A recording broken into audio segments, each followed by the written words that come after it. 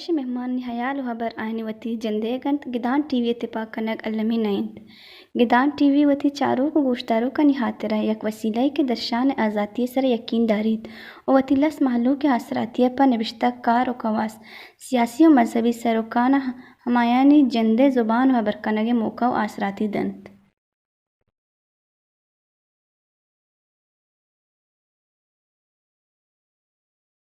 درود و دربت پر بلوچ راج کوہساروں کی اتر رسم نہیں خاموشی کوہساروں کی اتر رسم نہیں خاموشی رات سو جائے تو بہتا ہوا چشمہ بولے. بلوچستان ہمیشہ بولتا رہا ہے. 1839 سے لے کر آج تک بولنے کی پاداش میں کئی جانوں کو نذرانہ دیا ہے. بہت سے اچھے زندگیوں کو گنوایا ہے. Professors, human rights activist and اور بہت سارے ایسے صحافی حضرات ہیں کہ جو بلوچستان میں اسی بولنے کی سزا میں، بولنے کی پاداش میں ان کی زندگیاں، ان کی جانیں جا چکی ہیں. آج ہم بات کریں گے ہیومن رائٹس کے حوالے سے، انسانی زندگیوں کے حوالے سے اور بنیادی حقوق کے حوالے سے کہ پاکستان میں یا بلوچستان میں انسانی حقوق کی پامالی کیوں ہو رہی ہے اور کہاں سے ہو رہی ہے. یہ جو شدت پسندی ہے اس کا جڑ کہاں سے آ رہا ہے. یہ ریاست جو ہے یہ صرف مذہبی شدت پسندی کی بنیاد پہ کڑا ہے اور جو قومیں ہیں ان کے رائٹس کیا ہیں. اس حوالے سے ہم بات کریں گے. بہت ساری سوالات لے کر ہمارے ساتھ مہمان ہے آج ایمان زینب مزاری، جو خود ایک لائر بھی ہیں، ایک انٹرنیشنل لا ریسرچر بھی ہیں اور پولیٹیکل ایکٹیوسٹ بھی ہیں اور یوٹیوبر بھی ہیں. ہاں نا ایمان، یوٹیوبر بھی ہیں نا؟ کیسے ہیں آپ؟ ٹھیک ہیں؟ اللہ کا شکر جی. اچھا، ہم کیا ایمان زینب مزاری اور ایمان حاضر مزاری، ہم کیا کہیں؟ ایمان مزاری کہیں یا کیا کہیں؟ میں میرا پورا نام ایمان زینب مزاری حاضر ہے، بٹ آپ ایمان ہی کہہ دیں تو وہ کافی ہے. ٹھیک ہے. اچھا ایون، پہلے سے ہمارے جو سوالات ہوں گے، کویسچنس ہوں گے، ہم بیسک یعنی پرائمری لیول سے کرتے ہیں، کیونکہ ہماری جو آڈینس ہیں ہم ہر چیز کو یا تو مائکرو لیول پہ دیکھنا چاہتے ہیں یا بیسکلی جو کہاں سے آ رہی ہے پرائمری لیول سے اس کو سمجھنا چاہتے ہیں. تو آپ ایک قانون دان ہونے کے ساتھ ساتھ آپ ہمیں یہ بتائیں کہ پاکستان میں آپ کی پوائنٹ آف ویو سے پاکستان میں جو انسان کے جو بنیادی حقوق ہیں اور انسانی جو حقوق ہیں وہ کہاں تک، ان کی پامالی کہاں تک، کس حد تک ہو رہی ہے اور کہاں سے ہو رہی ہے؟ دیکھیں، پاکستان میں ایک سچویشن اس طرح کی ہے کہ ایک تو اسٹیٹ ایکٹرز کی طرف سے رائٹس وائلیشنز ہوتی ہیں، چاہے وہ جبری گمشدگیاں ہوں، ایکسٹرا جوڈیشل ایکسیکیوشنز ہو، ایتھنک کلینزنگ کی پالیسی ہو، بلوچستان کے لنڈم کی پالیسی ہو. پھر نان اسٹیٹ ایکٹرز کی طرف سے بھی ہم نے دہشت گرد تنظیمیں دیکھی ہیں پاکستان میں. پھر ایک اور لہر آئی ہے دہشت گردی کی. تو اس حوالے سے یہ دو مین ایکٹرز ہیں، اسٹیٹ اور نان اسٹیٹ. جہاں تک مجھے نظر آتا ہے کہ پاکستان میں انفارچونیٹلی جب آپ آئین کو دیکھتے ہیں تو آئین نافذ کرنے والے ادارے، خاص کر آئینی عدالتیں ہیں یا جو کانسٹیٹیوشنل آفس ہولڈرز ہیں، وہ اپنی ذمہ داری کو نہیں سمجھتے. تو جو اقتدار میں ہوتے ہیں وہ سمجھتے ہیں کہ یہ اقتدار ان کا بحیثیت ایک انڈیویجول یہ پاور ہے، جبکہ یہ پاور ایک ٹرسٹ کے طور پر ایکسرسائز ہوتی ہے پاکستانی شہریوں کے لیے، ان کی بہتری، ان کی فلاح و بہبود کے لیے. تو یہ ایک مائنڈ سیٹ ہے پاکستان میں جس کی وجہ سے انسانی حقوق کی جو پامالی ہے وہ ایک پیٹرن اور روٹین بن گئی ہے. اور اس میں ایک آخری جو میں بات ایڈ کروں گی کہ ایک کلچرل امپیونٹی ہے پاکستان میں انسانی حقوق کی خلاف ورزیوں کے حوالے سے. جو سب سے سنگین خلاف ورزیاں ہوتی ہیں، خاص کر جو جبری گمشدگیوں کے شکل میں ہوتی ہیں، اس کا آج تک صحیح طرح سے احتساب نہیں ہوا. تو اس کی وجہ سے جو پرپیٹریٹرز ہیں جو اس میں ملوث ہوتے ہیں، ان کی شناخت نہیں کی ہوئی، انہیں کبھی پروسیکیوٹ نہیں کیا ہوا، تو اس لیے یہ پریکٹس چلتی آ رہی ہے. جیسا آپ بول رہے تھے اس مائنڈ سیٹ کے حوالے سے کہ جو وہاں سے چل رہی ہے پاکستان میں، تو اس حوالے سے جو ہمارے ہیومن رائٹس کے جو ایکٹیوسٹ ہیں یا جو کمپینر ہیں، ان کے اس ماحول میں، اس ریاست میں چیلنجز کیا ہیں آپ کے خیال میں، جو آپ گراؤنڈ میں ہیں، آپ دیکھ رہے ہیں بہت ساری چیزوں کو؟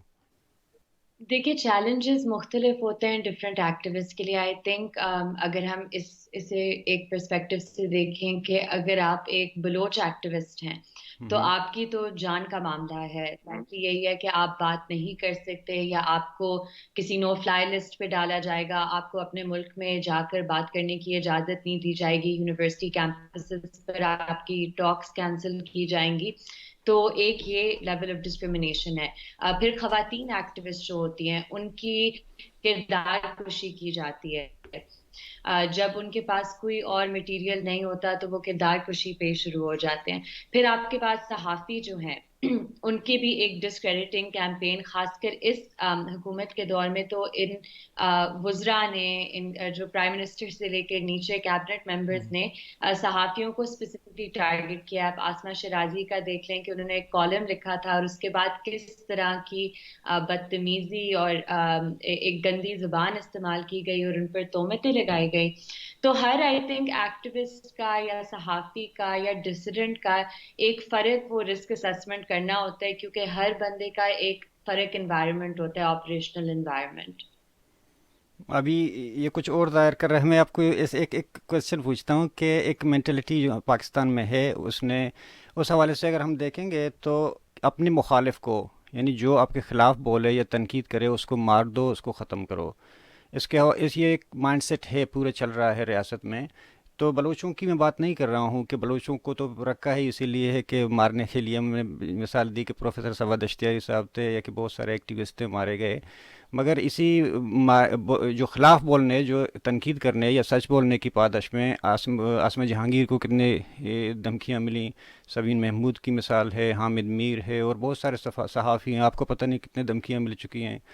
تو ابھی باجوہ صاحب نے خود بھی کہا کہ پازیٹیو رپورٹنگ کرو. پازیٹیو رپورٹنگ وہی ہے جو اس کی تعریف کرو, شاید اس کو بولتے ہیں پازیٹیو رپورٹنگ. تو مائنڈ سیٹ اپ یہ جو ہے, یہ کہ جو میرے خلاف بولے اس کو مار دو, یہ اس کی جنم کہاں سے ہوئی ہے؟ یا فوج نے دی یا ریاست کے ساتھ پرورش کرتی ہوئی آئی ہے؟ آئی تھنک کہ ہماری ریاست نے مذہب کا بھی بہت غلط استعمال کیا. ابھی آپ دیکھ سکتے ہیں بلوچستان کی بھی اگر ہم بات کریں تو ایسے ایسے علاقے ہیں جہاں صاف پینے کا پانی نہیں ملے گا, لیکن ادھر اسٹیٹ نے مدرسے قائم کیے ہوئے ہیں. تو یہ ایک اسٹیٹ کی طرف سے بھی مذہب کو استعمال کرنا, کیونکہ اگر آپ دیکھیں ہماری جو تاریخ ہے اس میں جب آپ ضیاء الحق کا دور دیکھتے ہیں اور دیکھتے ہیں کہ ان کی جو ایک مین پولیٹیکل اپوننٹ تھی وہ بے نظیر بھٹو تھی, تو ان نے کس طرح مذہب کو استعمال کیا عورتوں کو گھروں تک محدود رکھنے کے لیے. تو ریلیجن کا بھی استعمال ہوا ہے. اور دوسری جو بات ہے, کیونکہ اگر ہم دیکھیں جو ہماری تاریخ ہے ریاستی جبر کی اور اپریشن کی, ظاہری سی بات ہے کہ جب ریاست خود یہ جبر کر رہی ہے, جب ریاست خود اس کا احتساب نہیں ہوا, چاہے وہ بنگلہ دیش میں جو ہم نے وار کرائمز کمٹ کیے, چاہے وہ جو ہم آج کر رہے ہیں فارمر فاٹا کے علاقوں میں, بلوچستان میں, اور اب تو پنجاب میں بھی ڈس اپیئرنسز, سندھ میں بھی ڈس اپیئرنسز. تو کوئی علاقہ ایسا نہیں ہے جہاں یہ ریاستی as a matter of state policy یہ چیز انیکٹ نہیں ہو رہی. تو آئی تھنک کہ ریاست کی طرف سے ہمیشہ سے ایک پرسپیکٹو تھا کہ ہم نے ایک تھریٹ بنانی ہے. انڈیا کی تھریٹ تو بہت ادھر استعمال ہوئی ہے ڈسینٹ کو سپریس کرنے کے لیے. تو یہ ایک مائنڈ سیٹ بنا ہوا ہے کہ کوئی بھی ڈسینٹ یا کوئی بھی مختلف سوچ یا کوئی بھی مختلف کلچر اسے سپریس کرنا ہے. اور اگر ہم اس کے اوریجنز دیکھیں تو یہ ہمیں نظر آتا ہے کہ ظاہر سی بات ہے پاکستان کی کریشن میں جب آپ دیکھتے ہیں بہت مختلف کلچرز, لینگویجز, ایک ڈائیورسٹی تھی. اب ہم نے اس ڈائیورسٹی کو اپنی اسٹرینتھ نہیں سمجھا, ہم نے اس ڈائیورسٹی کو سمجھا کہ یہ پاکستان کے وجود کو ایک تھریٹ ہے, اور یہ ہماری ایک غلط اسیسمنٹ تھی. تو ہم نے اسلام کا نعرہ لے کر ایک فالس یونٹی قائم کرنے کی کوشش کی, جس کے نتائج ہم آج تک محسوس کر رہے ہیں. میں یہ بول رہا ہوں کہ یہ جو مائنڈ سیٹ ہے طاقتور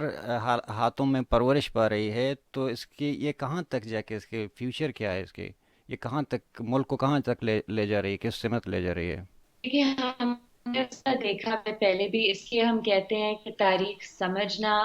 جو سچ ہے تاریخ میں اسے ڈسٹورٹ نہ کرنا, یہ بہت ضروری ہوتا کیونکہ اگر آپ اپنی تاریخ کو تسلیم نہیں کر سکتے، اسے اون نہیں کر سکتے، بہت سی ریاستیں غلطیاں کرتی ہیں،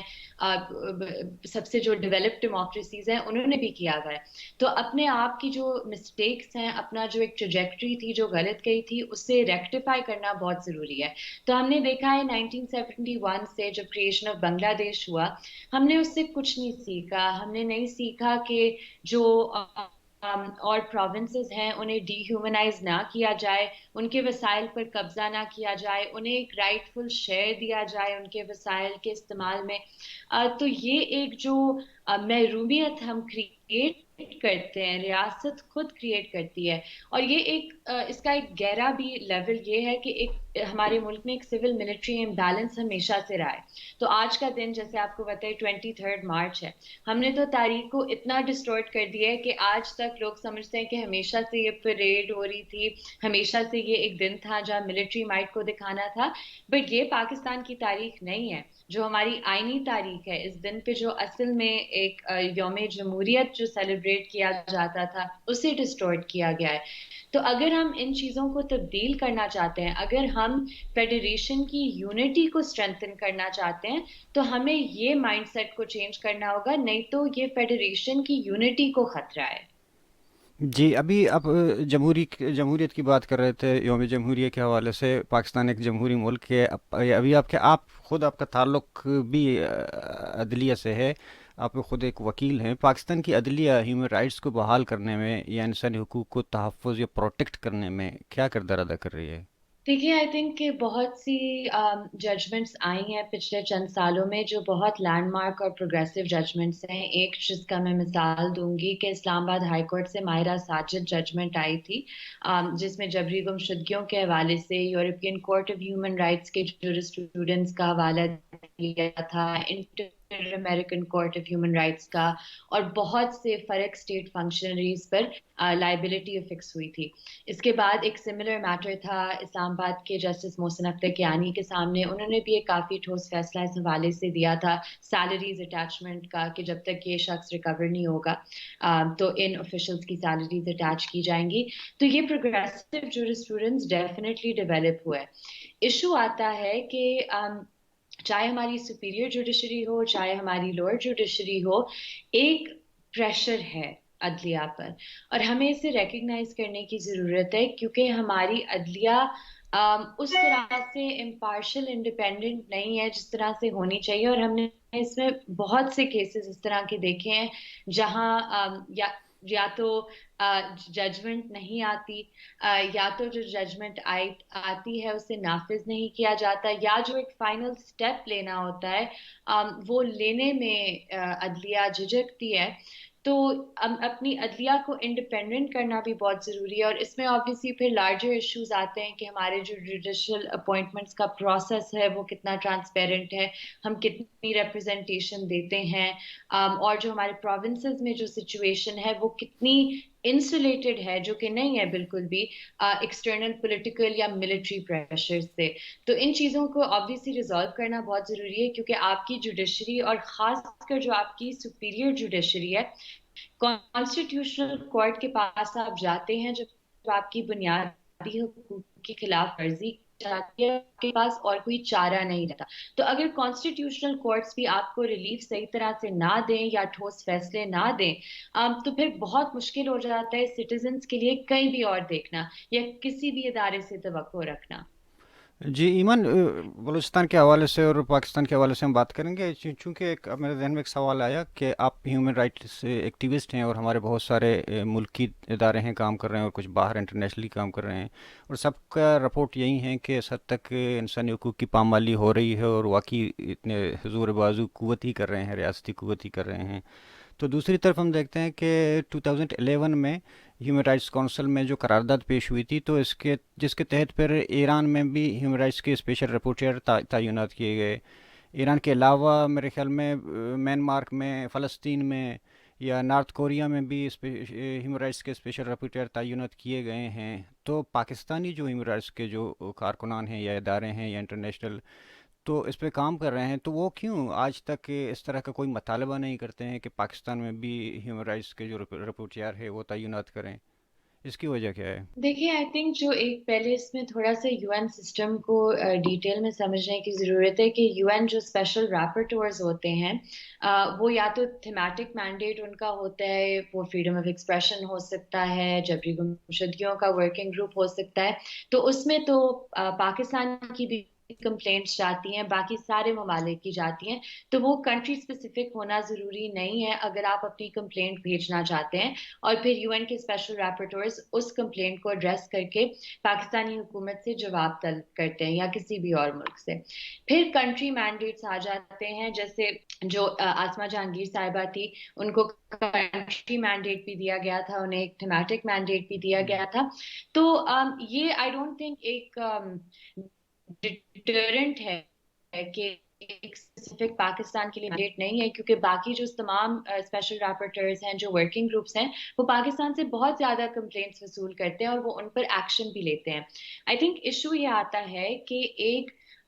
انٹرنیشنل لیگل فریم ورک میں ایک میکینزم نہیں تھا۔ تو مجھے یاد ہے ایک وقت تھا جب U N special reporter extra judicial executions پر اتر پردیش میں بہت زیادہ ایکسٹرا جوڈیشل ایکسیکیوشنز ہو رہی تھی، اور وہ انڈیا کو بارہا لکھتے تھے لیکن انڈیا کبھی جواب نہیں دیتا تھا۔ تو آہستہ آہستہ ہم نے دیکھا کہ جو فریکوینسی تھی جس سے وہ کمیونیکیشنز بھی بھیجتا تھا وہ کم ہو گئی تھی۔ تو آئی تھنک کہ ایک جب لیک آف انفورسمنٹ میکنزم ہو تو پھر انٹرنیشنل لا آپ کا ایک ٹول اس طرح سے ہوتا ہے ڈاکیومنٹیشن کے حوالے سے یا لابینگ کے حوالے سے، بٹ اصل جو چینج آئے گا، اور یہ میرا ایک بہت اسٹرانگ بلیف ہے کہ اگر اس ملک میں چینج آئے گا تو وہ اندر سے ہی آئے گا۔ ابھی آپ اسلام آباد میں تھے، میں نے دیکھا آپ بہت سارے جو اسٹوڈنٹس تھے جو مسنگ، ان کے حوالے سے آپ کام کر رہی تھی، پروٹیسٹ میں بھی آپ ساتھ میں تھے،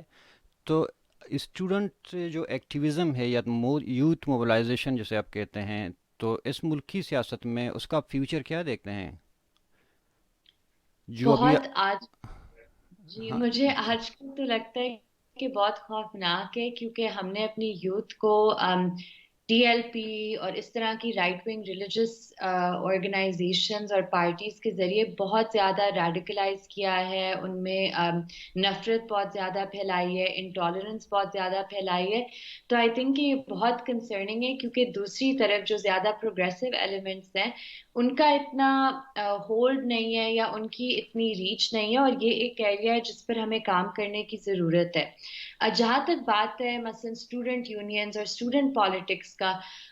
یہ بہت ضروری ہے کہ یہ ریسٹور ہوں، کہ اسٹوڈنٹ لائف جو ایک کیمپس پر ہوتی ہے، اسٹوڈنٹ کے جو ایشوز ہوتے ہیں انہیں پیش کرنا، یہ اسٹوڈنٹس کے لیے بہت ضروری ہوتا ہے۔ اور اگر آپ دیکھیں کہ مثلاً جو قائد اعظم یونیورسٹی کا کیمپس ہے اس میں بھی زیادہ ایشوز ہونے لگے تھے جب اسٹوڈنٹ یونینز بین ہوئے تھے، اور بہت سے پھر مطلب ہے آرمڈ گروپس بھی اور ریلیجس ہوں پارٹی کے اور پولیٹیکل پارٹیز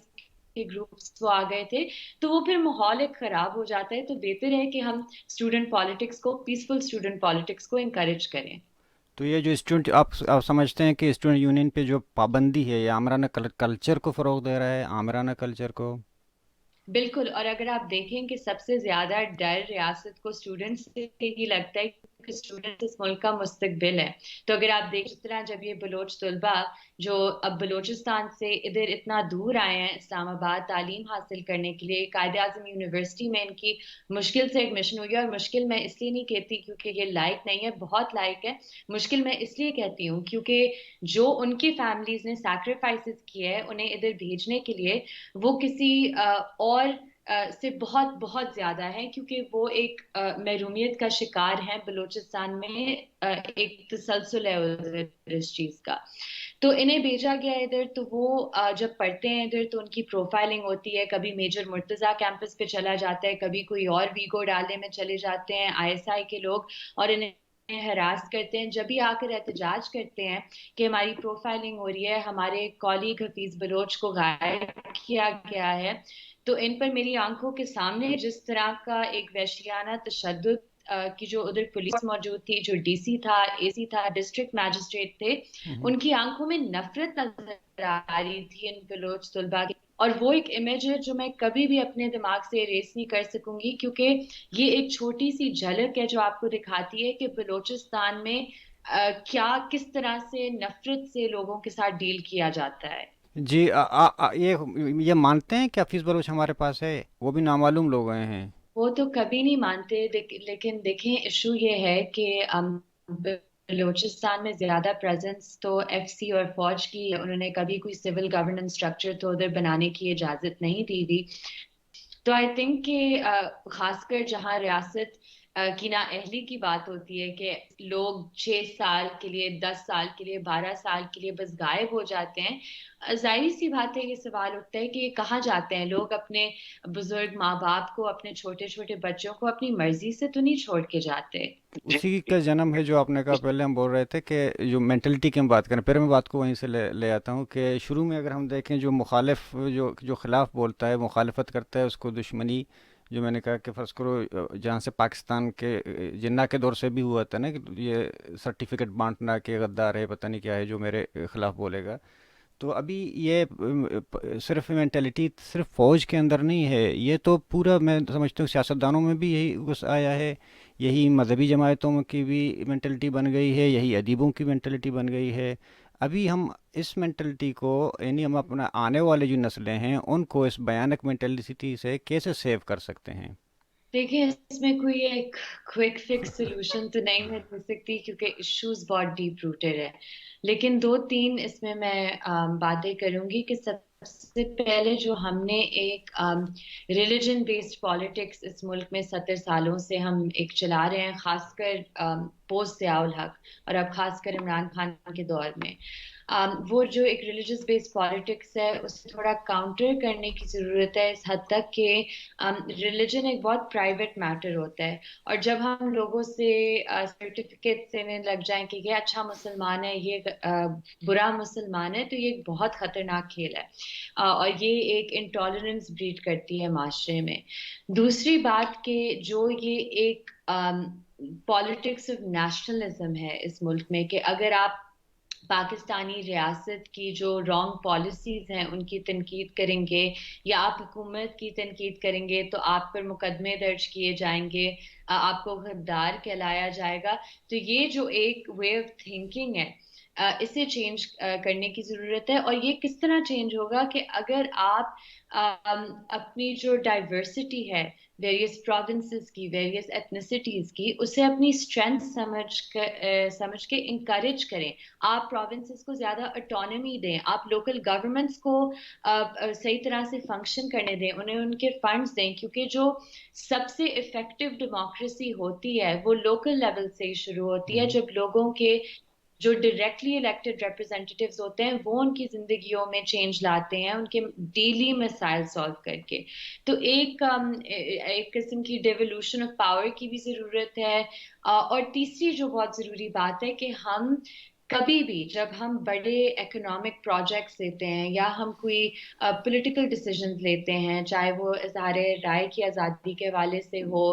کوئی آرڈیننس لانا چاہتے ہیں، کوئی قانون لانا چاہتے ہیں، اس پر ہم کبھی بھی کنسلٹیشن سے نہیں چلتے. اور جب تک ہم ایک دوسرے کے ساتھ بیٹھ کر بات چیت نہیں کریں گے یہ ملک آگے نہیں بڑھ سکتا، اور جو ہمارے ایگزسٹنگ پولرائزیشن ہے وہ بڑھتی جائے گی.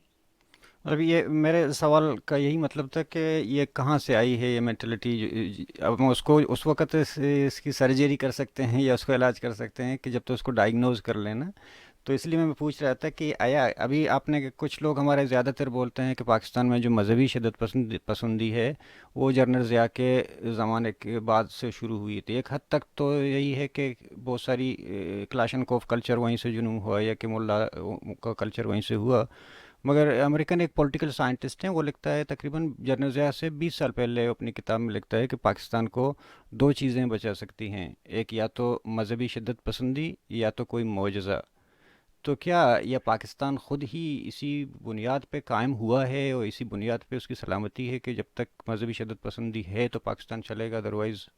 دیکھیے آئی تھنک میں تو اسے اس لحاظ سے دیکھتی ہوں کہ جب تک مذہبی انتہا پسندی ہے، شدت پسندی ہے، یہ تو ایک کانسٹنٹ تھریٹ ہے، کیونکہ یہ ریاست کو بھی ایونچولی گھیر لے گا. یہ نہیں ہے کہ جو ریاستی ادارے ہیں جنہوں نے انہیں نرچر کیا ہے وہ اسکیپ کر جائیں گے اس کے کانسیکوینسز. اگر ہم سفر کریں ایونچولی وہ بھی کریں گے، تو ایسا نہیں ہے مجھے لگتا ہے. لیکن جو مجھے